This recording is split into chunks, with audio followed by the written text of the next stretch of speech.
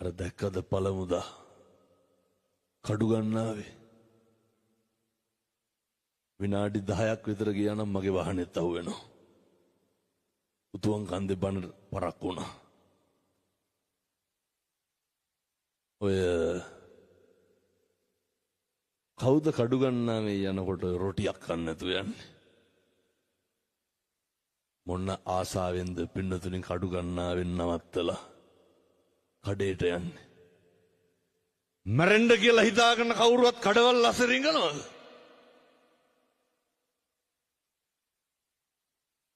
පින්නතුලින් මහ වෙලාවක් ඉන්න බැරි වුණානේ. මොකද වුනේ? උඩ තිබ්බ ගලක් පෙරෙල්ලා මැරුණානේ 6 දෙනා. මේ තුන් හිතකින්වත් හිතන දේවල්ද? ඕන දෙයක් ඕන වෙලාවක වෙන්න පුළුවන්. මේවා හරි අවිනිශ්චිත ජීවිත. අර මතකද ඉන්දියාවේ අලහබාද් ගුවන් තොටුපොළේ ඉඳන් ලන්ඩන් වලට ගියපු ෆ්ලයිට් එක? මමත් එක්ක දිල්ලි විශ්වවිද්‍යාලේ ඉගෙන ගත්ත මුස්ලිම් තරුණයෙක් කොල්ල මාවනැල්ලේ ඉගෙන ගන්න අලහබාද් යුනිවර්සිටි එකේ. මේ මගේ ජීවිතේ ආපු හරි ඛේදනීයම தත්ත්වය. මේකනේ බුදුහාමුදුරු උගන්වන්නේ අර අද එයිමරු පින් කරගන්නේ. නාස දේශනා කරන්න එක වචනකින්වත් කිසි කෙනෙකුගේ හිතක්වත් රිද්දන්න එපා. ඇයි? ඊළඟ තප්පරේ මැරෙන්න පුළුවන්. ඊළඟ තප්පරේ නැති වෙන්න පුළුවන්. කොල්ලා කියනවා හාමුදුරුවනේ රෑ කෙලි වෙනකම් බඩු පැක් කෙරුවලු. මොකේද? අර ශිෂ්‍යෝ යන්න මව් රටට යන්න. බෑග් වල බඩු වැඩිලු. ඉවලු ගෙවල හරි අරගෙන යනවා කියලා. ඇයි? අර යාළුවෝ දීපු තෑගි භෝග. කියනවා හාමුදුරුවනේ අඬලා වැළපිලාලු ගියේ. ගුවන් තොටුපළෙන් වීඩියෝ කෝල් එකක් ගත්තලු තරුණයෙක්ගේ ගෙදරකට. අරගන්නකොට අම්මා පෙන්නනවලු මේ නංගි ලෑස්ති වෙලා එ මොකේද? ඔය ෆ්ලයිට් එක යනවා මල් බුකේ අරන් දුවනවා නේද? ඔය මොනවාද අරු අර යනවනේ පිළිගන්න කියලා. නංගි දැම්ම ලෑස්ති වෙලා. මේ පැය 10ක් 12ක් තව තියෙනවා. මොකටද නංගි ලෑස්ති වෙලා ඉන්නේ? අයියා පිළිගන්න. පින්නතුනි මේ කෝල් එකක් දෙනවා දැන් මේ ෆ්ලයිට් එක එනවා. රට ඉඳන් එනකොට අපි තරම් සතුටු වෙන්නේ නැත්තේ වෙන කවුද? කොච්චර සතුටින්ද ඉන්න ඇත්තේ දරුවෝ උපාධිය කරලා ලංකාවට එනකොට. තමන්ගේ රටට එංගලන්ත යනවා. අර තරුණයා කියනවා හාමුදුරුවනේ මිනිස්සු හැදෙනවා පින්නතුනි මේ වගේ. එළියට ඇවිල්ලා කෝපි ෂොප් එකට ගියාලු. චෙකින් වලට දාලා ගියාලු. ෆ්ලයිට් එක බලාගෙන ඉන්නකොට සද්ද දාගෙන අහසට ඉස්සුවා. තප්පර 45ක් ගියේ නෑලු පින්නතුනි. මොකද උනේ? සම්මජ්ජාතියකට හිතන්න ඇද්ද මේ? බෙල්ට් එක දාගෙන ආසන්තරා උඩට ගන්නකොට ඊළඟ තප්පරේ පාරෙන් එහා පැත්තේ තියෙන බිල්ඩින් එක හැප්පිලා ගිනි ගන්නේ කියලා. කියන්න බලන්න. අපේ තරුණ මහත්තුරු හිතන්න. මොකක්ද මේ ආත්මේ වෙන්නේ නැත්තේ? මොකක්ද නිශ්චිතව තියෙන්නේ? මතක තියාගන්න. ඔය කිසි දෙයක් ගැන ප්‍රතිරූපණම් ගොඩනගන්න එපා. හේතුව ප්‍රතිරූප කියන ඒවා පින්නතුනේ හරි ඉක්මනට කඩාගෙන වැටෙනවා. ජීවිතේ කඩාගෙන වැටෙන්නෙම ගොඩනගපු බලාපොරොත්තුවක් නෙමෙයිද?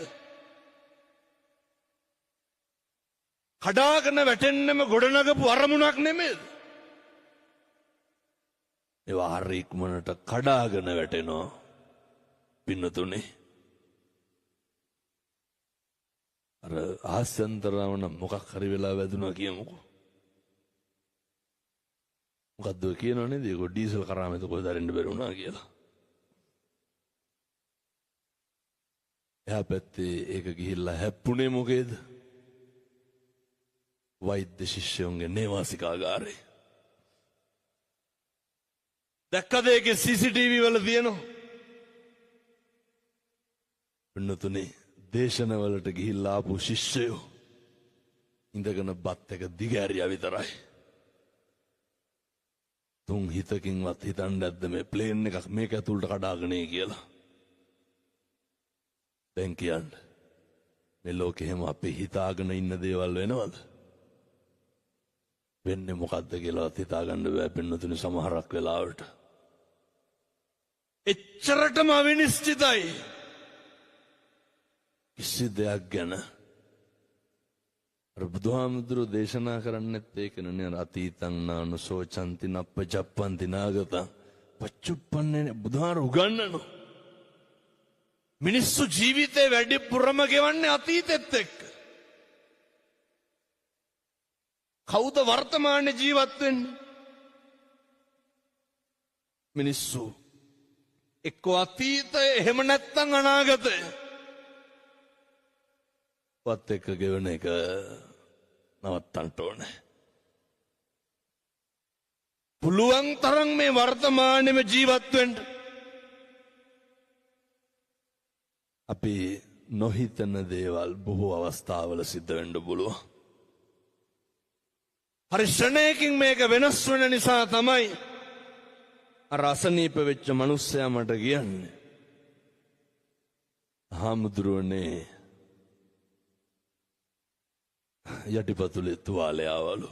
මේ කාට වෙන්න තියෙන දේද? අපිට වෙන්න තියෙන දේ. සාමාන්‍යයෙන් දැන් අපේ ගෙවල් වල රෑ බුදියාගෙන ඉන්නකොට එකපාර සද්දයක් ආපුවාම කවුද ඉස්සරළම එළියට බහින්නේ? තාත්තලා නෙමෙයිද? කවුද විපරම් කරන්නේ? හැබැයි ඉතින් කෙලලා බුදියනව නම් ඔවා නිච්චයන් නෑ. හොඳ කෙලලා කියන්නේ මේ අලුත්ගම පැත්තේ බොනවද? එහෙම නෑ. නැතු ඇති. කොල්ලොන්ගේ රියැක්ෂන් වලින් මට හිතෙනවා අලුත්ගම තරම් වෙන කොහෙවත් බොන්නේ නැහැ කියලා. ඔය බොන්නේ එහෙම නෑ එහෙම. එහෙම විමසිල්ලෙන් ඉන්න අපි මෙහර තාත්තා මට කියනවා, හාමුදුරුවනේ දැන් ගෙදර මොන සද්දයාවත් අඩිය ගහන්න බැලු ඉස්සරලම. ඇයි? කකුල බැන්ඩේජ් කරලාලු. බලන්න පින්නතුනේ මිනිස්සු වැටෙන හැටි. මිනිස්සුන්ට අත් වෙන ඉරණම මාස 3ක් ගියේ නෑ. ඒ තාත්තා අපේ හාමුදුරු කෙනෙක්ගේ තාත්තාගෙන පුත්තලම ඉස්පිරිතාලේ හිටි. ගියා බලන්න. ඔය මෙහෙමනම් හතුරෙකුටවත් වෙන්න එපා. ප්‍රධාන හෙද නිලධාරීතුමිය මට කතා කරා. එතකොට බණ කියන්නේ නෑ මම. බණ කියනවා.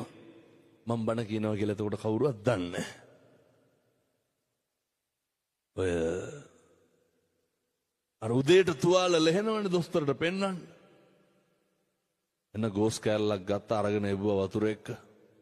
වතුර කියන්නේ අර මොකක් හරි බෙහෙත් එකක්. හොඳේ. ඔබලා අරගෙන කතුර අරගෙන විලුඹට තියලා තද කෙරුවා. 25ක් 30ක් විතර විලුඹෙන් මතු වුණා.